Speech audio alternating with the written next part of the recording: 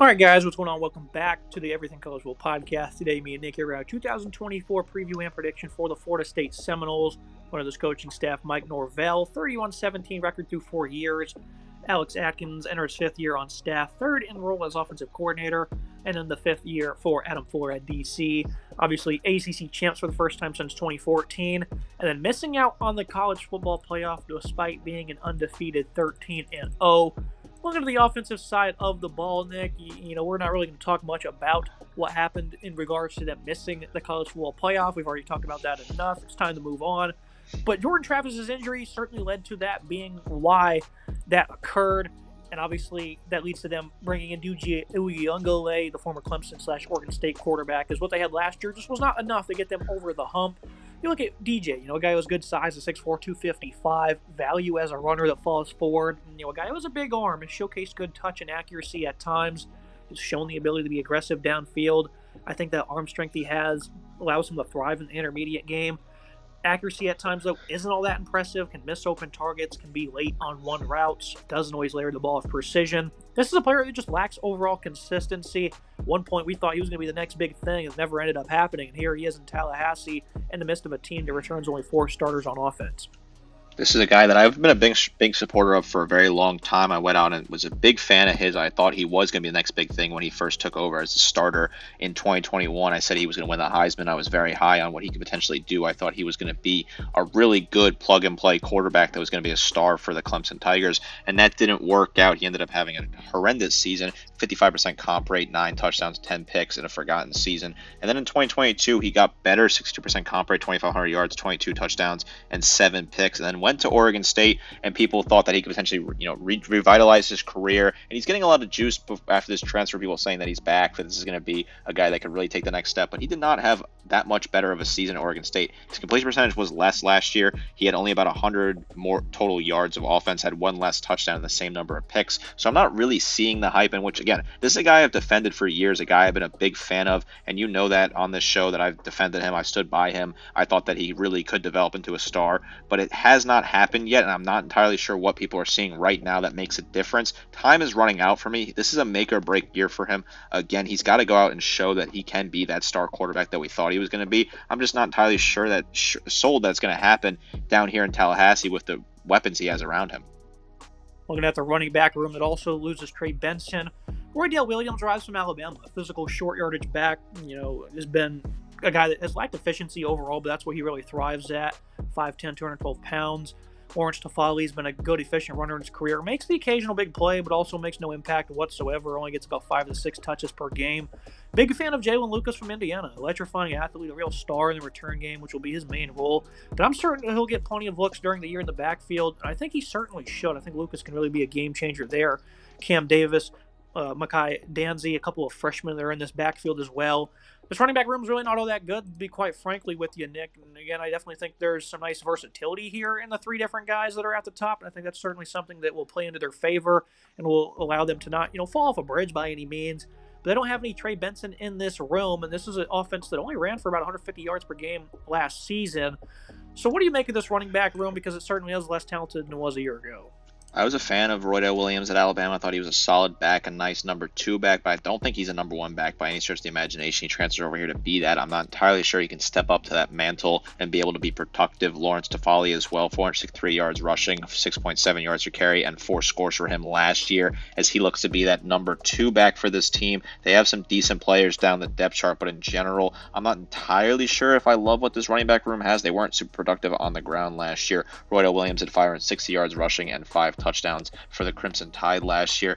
Not enough returning production, in my opinion. Definitely some red flags that they got to replace a lot that Trey Benson offered last year. Looking at the wide receiver group, they have Malik Benson also coming over from Alabama. Next number 1 JUCO product, only 13 grabs for the Tide, though. Ja'Kai Douglas has had limited production, but is a versatile player with short area quickness and yak. Needs to improve his route tree, though, tremendously. Hakeem Williams, a 5-star in last year's class. This guy is considered an elite athlete, a really good route runner. Can win anywhere on the field. Those are going to be your starters. The backups who will compete for snaps: Darian Williams, 30 grabs in 4 years.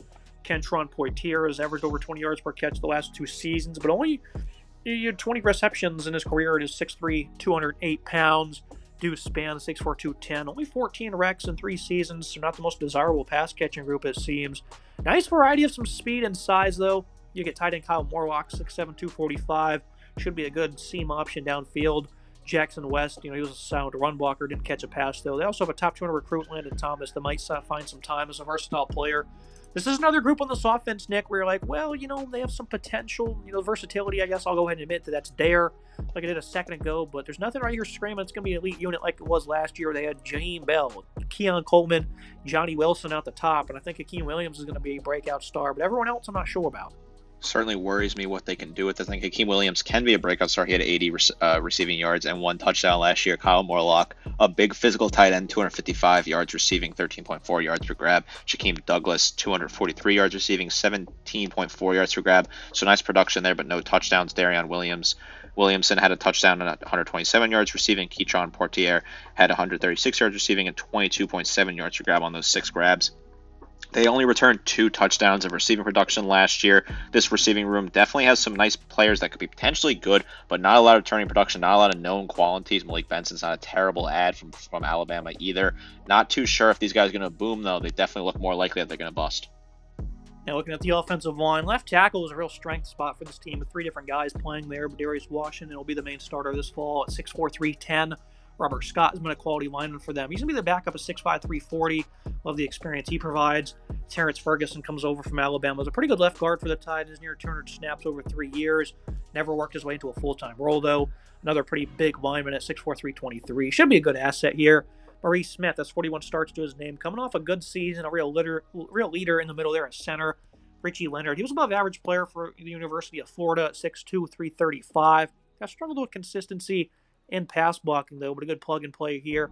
Keandre Jones really wasn't all that bad, though, at 6'3", 339. He was pretty stout pass protection. So right guard's kind of up in the air. And then Jeremiah Byers returns to his post at right tackle. Had plenty of struggles in his adjustment to higher competition from UTEP, but he's a hard worker. Has proven to be good in both facets. Should improve tremendously this season. Unit was a good one last year. Probably not as elite as it should have been, though. I think, again, we see good improvements across the board. They have some really good size here. There's some really solid size here. This is a unit that has some decent pieces. Darius Washington, I like him a lot. TJ Ferguson is not a bad add out of the portal at all. I think he's a guy that could really be impactful early on for this team coming over from Alabama. Another Alabama guy that they grabbed. Richie Leonard as well is a solid add. 2 nice guards they picked up in the portal there. Maurice Smith's a good center, and Jeremiah Byers at right tackle has some upside as well. Not a bad offensive line in my opinion. Definitely a steady unit. Plugging in 2 solid transfers at guards does concern me a little bit, but I do think they're not bad pieces for this offense to add. Oh, yeah, the offensive verdict. Before I say this, because I know it's going to come with a lot of backlash, this is a team I picked to make the playoff last year, to win this conference, had immense respect for this team, defended them across the board after the embarrassing loss to Georgia, saying that they could have competed with anyone in the country at full strength. I've been a big supporter of this team over the last 12-plus months, Nick. Even longer than that. And you look at this verdict, the Noles offense loses some elite pieces in depth, and top-end talent isn't all that impressive on top of a QB that really came nowhere near his ceiling. He's now going to step to the plate. A good offensive line is going to lead the way. Balance, I think, will be good for this unit. Overall versus tougher opponents, though, they're likely going to be stagnant more often than not. I'm hopeful for this offense, but very cautious as well. And I felt the need to clarify that, Nick, because I don't want, negative sentiment to be spread around me for just blatantly telling the truth on how I feel about this team that I significantly have respected in the past. And I love what Mike Norvell has done, but straightforward, that's how I feel. I feel the same way you do. I think this is a team that has a lot of nice potential. There are some elite pieces, but they lose a ton. I think people are forgetting how much they really lose. They lose a ton of production on offense, including receivers, running backs, and at quarterback play. Is DJ going to be a perfect fit plugging in? I don't know. The running back room worries me a whole lot.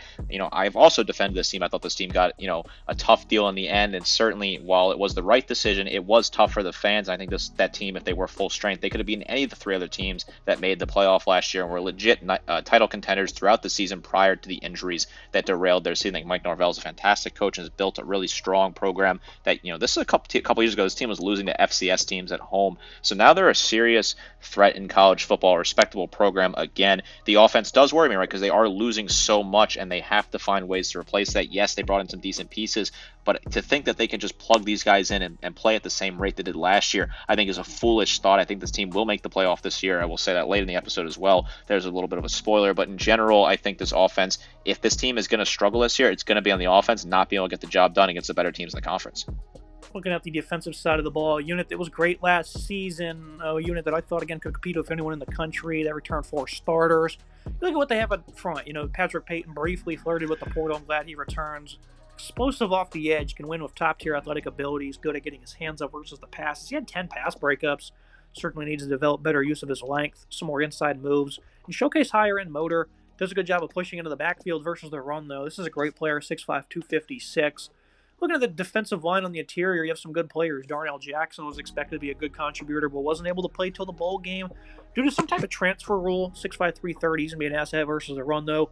Joshua Farmer disappointed a great deal following a knee injury, but showed great strength and has the potential to be dominant versus the run. 6'3", 318 there. You look at a guy in Grady Kelly, who was a pretty good player for Colorado State. He arrives as a 285-pounder to join this rotation. Daniel Lyons was good in his near 150 snaps. A 3-star entering his third year in the program. And then an ex-top 200 recruit in last year's class in KJ Sampson will be able to, provide some nice depth. Opposite of Peyton at edge, you have Marvin Jones, an ex-5-star. They really didn't see the field much at Georgia. Still seems to possess tremendous upside, though. Siona Lahua was a great run defender at Oregon State, should be a healthy contributor. Needs to provide more pop and pass rushing and more consistent tackling. Byron Turner got on the field a good bit last season. Will handle more reps with ease. This is still a great defensive line for the Noles, but a far cry from what they had a season ago. They're incredibly deep, incredibly talented. They are one of the nation's best at getting sacks, 46 of them. And obviously, lose a lot of guys to the NFL, Nick, and the depth isn't going to be as optimal, but this is still a very strong defensive line. Something that's a very strong unit. Patrick Payton, 44 total tackles, 14.5 tackles for loss, 7 sacks, 10 pass breakups. A do-it-all player, really solid guy coming off that defensive line. A nice impact player on that left side, like what he can do. Joshua Farmer, disappointed last year, but still had decent numbers, right? 32 total tackles, 7 tackles for loss, 5 sacks, and 2 pass breakups is not bad at all. Byron Turner, 26 total tackles, 2 tackles for loss, and a sack for him.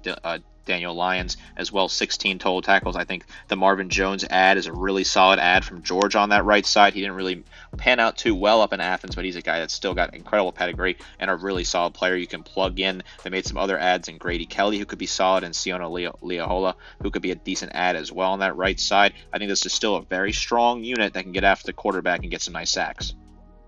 Looking in the middle of this defense, DJ Lundy, he was an elite run defender last year. A hard hitter who does have liabilities in coverage, but a very important player for them. Omar Graham will likely step into a starting role. He's pretty bad in his 250 snaps, but it was only redshirt freshman. Same can be said for Blake Nicholson, as he was pretty solid, but was lackluster due to his youth. Cam Riley from Auburn has plenty of experience. Fell out of the starting lineup last year. He's pushing 250 pounds now, so may find some time off the edge. Sean Murphy barely saw the field for Bama in his 2 years with the program, but an ex-4-star with plenty of talent. And certainly learned plenty from that staff. This is a good linebacking room here. Major shoes need to be filled, though. We need to see aggression from these new young guys, though. Is that something that they really flared with last year? Was guys like Kalen DeLoach. They had nice aggressiveness. They were able to really, Tatum Bethune as well. That made this linebacking group thrive. Replacing those two guys is major, but getting Lundy back is certainly helpful. This is a unit that has some decent pieces. DJ Lundy's a really strong player, 54 total tackles, 6 tackles for loss, 2 sacks for him, 4 pass breakups, and a pick. Omar Graham, 23 total tackles, 2 tackles for loss. Blake Nicholson, 17 total tackles for him as well, plus some adds from the portal. Not a bad unit. Lundy's a really good veteran player that can lead for this defense. Now you look at the secondary, it was very stable for this unit. And, obviously they were one of the best at allowing fewest completion ratings. They were the only team that allowed under 50% completion rate at 48.3. So this was a very good, efficient unit. Fentrell Cypress was good at corner, has high IQ, pure athletic ability, nice length. He'll be back to his cornerback spot. Azera Thomas is considered to be a major breakout star. He was great last fall, nearly 400 snaps as an outside corner. Behind this great duo is Quindarius Jones, who has nice length and competitiveness. Jabril Rawls, who saw a few snaps across 3 games. They have Earl Little, who didn't play much at all for Alabama. He and veteran Kevin Knowles will battle for the full-time slot role, though. Although he's been uneventful in 3 seasons, that being Knowles. Safety group returns a big-time leader in Shaheem Brown, who was good in all regards last year. He hits hard, shows good abilities in deep zone. Devontae Brown, he was a great corner for UCF. Only saw 180 snaps last year at Miami. Now transfers in to play safety for FSU. He's proven to be a strong contributor in coverage. He will compete with Conrad Hussey, who was an impressive player last year. His 213 snaps as a high-ranked true freshman. And then you have another guy in KJ Kirkland, who preserved his red shirt being a 4-star in last year's cycle. So plenty of talent to go around. What should once more be one of the nation's top secondaries. I love what Florida State has, Nick. A considered safety group last year to be a bit of a weak point. Wasn't saying that in a negative way, but that was the one weak spot I found on this defense. This year, I think will be more of a strength for them, though. And overall, this pass defense will be stout. I think this is a really solid unit. Shaheem Brown, 53 total tackles, 2 tackles for loss, 2 sacks, 4 pass breakups, and a pick for him. Fentrell Cypress, really solid player, 40 total tackles, 8 pass breakups for him. And then Zarian Thomas, 29 total tackles, 4.5 tackles for loss, and 10 pass breakups for him. Plus some nice adds out of the portal, some deeper players down in the depth chart. Earl Little could be a decent impact player. He had some nice potential at Alabama. Didn't really work out for him. I do like this secondary a lot, though. I think there's some nice depth here. Now looking at the verdict for the defensive side of the ball, Noles were elite on this side of the ball. And I thought they could have competed in the CFP if it wasn't for unfortunate circumstances. And even if they did get the nod, I still thought they could have competed. This unit loses a lot, but still has some impressive players at all levels. Run D was still average at times, though. While the pass rush was the nation's best, certainly is in for a fall-off. This unit will be strong, though. Isn't many weaknesses other than some of those noted drawbacks. And that's something I didn't really touch on was the run defense, Nick. At times, they just weren't always great. Seen that early on in the year against Boston College. At times, they give up big plays. Virginia Tech at about 6 yards per pop. Duke had 200 yards. They were running the ball very efficiently. I mean, they frequently gave up about 130 to 150 rushing yards. And, obviously against Georgia and a bunch of third stringers that ran wild on them. That don't really count. I don't even know why I mentioned that. But for the most part, this run defense at times, they weren't as elite as I thought they should have been. They even gave up, 12 touchdowns before the Georgia game. The run defense was a red flag last year at times. 152.2 yards per game given up on the ground is a disappointing number when you look at the rest of the numbers. We're all top 30 numbers in the nation.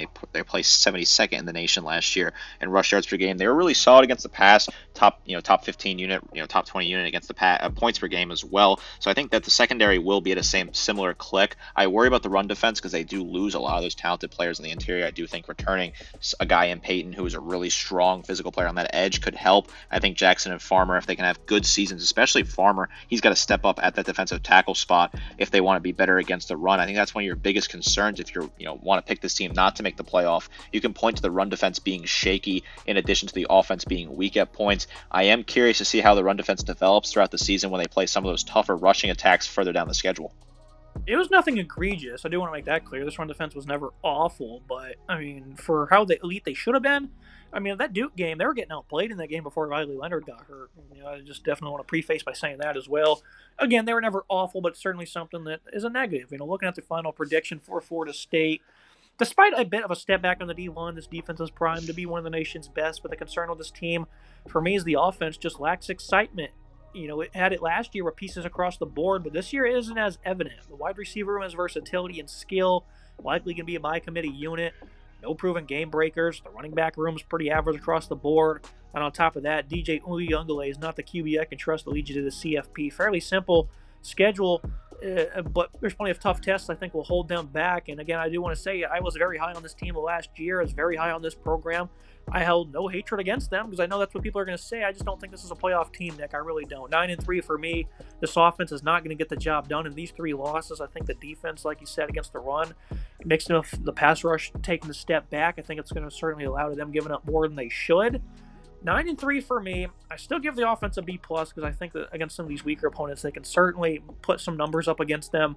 But this is a team last year a lot of people for a long time, Nick, weren't very happy with. They played a close game against Miami when they shouldn't have. Duke, again, was outplaying them. The Clemson game, they probably should have lost that one. The Boston College game was pretty embarrassing. I remember Joel Klatt at one point said this team lacked substance. And even with all that stuff they had last year, that was evident for most of the year. And then when Travis got hurt, that ended up leading to this defense kind of carrying them to what should have been a playoff appearance. Didn't end up happening, though, Nick, and I think you put all these factors together, and this is not a good team to me, at least in terms of making the CFP. I don't know why they're the favorite in this conference, quite frankly. So I will make 2 points here. I do think this team is overrated, but I also have them in the playoffs. I have them beating out some other equally overrated teams, in my opinion, for that final spot. That's what the 12-team playoff adds here, is that some teams are going to get in that probably don't really belong and will struggle when they play against those bigger teams. I think they're going to get in because I think they're going to beat Miami on October 26th. That's where you and I differ. I think they'll lose to two other playoff teams, Clemson and Notre Dame. Clemson I have winning the conference. Notre Dame I think will have a really great season in South Bend. I think this team is going to be an interesting team, but I do worry about that offense. I think this could really unravel and fall apart very quickly. I'm looking at, potentially at SMU and then at Clemson, at Duke, at Miami. Things could get tough for this team on offense very quickly, and if things start to unravel for the offense, we've seen that this team has had some issues in the past with that. I think Mike Norvell is a great coach. I think he's a really phenomenal coach. He's built something nice here. This team is relevant again, like I alluded to earlier. They lost to Jacksonville State at home just a couple years ago when they were in the FCS. This team was getting embarrassed routinely, and now they've kind of stabled the ship and they figured it out, and they have a team that can contend at a national level. I think the schedule is not horrendous when you look at it. Obviously going to Miami, going to Notre Dame, and playing Clemson are tough matches, but outside of that, you don't really see a lot of potential losses other than maybe if they get unlucky against SMU out there in Dallas. I think this is a team that will make the playoff barely. They'll sneak in. I don't feel very confident about that very tough pick, but I can't see them winning the conference right now. I just think that they're too far from Clemson to potentially win this conference. If they make the playoff, I don't think they'll win a game. I think they'll get blown out in that first game, whoever they match up against. One of the heavy hitters from the SEC or the Big Ten, who I think are just miles better than this team at the moment in time. But with the new expanded playoff, that's what you're going to get. You're going to get teams that are going to find their way in at that 11-12 seed that may not have the best quality on offense or defense and find themselves in trouble, in my opinion. Obviously, we'll see how it all shakes out as the season goes on. This is a team that, it's sort of like a coin flip for me, right? If I feel good about them, I think they're going to make the playoff. At the same time, I don't feel good about them to win the conference or, even compete for a national title once they make the playoff. Yeah, some controversial takes here. But again, I just don't really see how this team is going to be the one that's the favorite to win the conference. In the three games I have there, Clemson at home, I have them losing that one.